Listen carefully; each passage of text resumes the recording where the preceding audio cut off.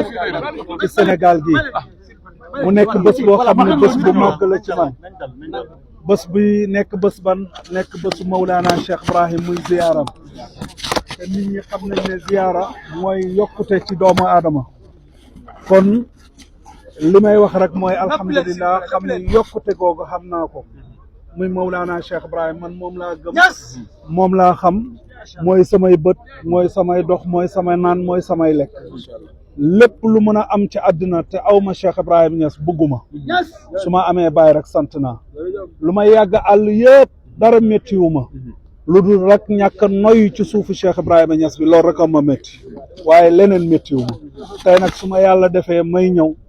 ànd ak sama mbokk yi yëpp ñu ñëw muy Cheikh Abdourahmane Ndaw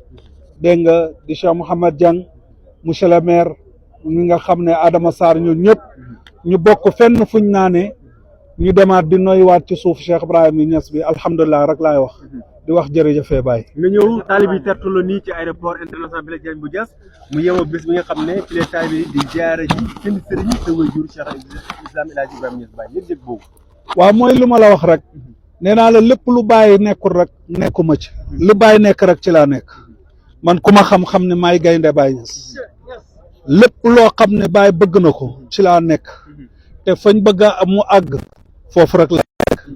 tey daal sant naa yàlla bésu Cheikh Ibrahima Niass la ñëw naa ci bésu ziyaara bi alhamdulilah rabbil alamin loolu rek laay wax. macha allah. direction Médina Baye. Médina Baye direct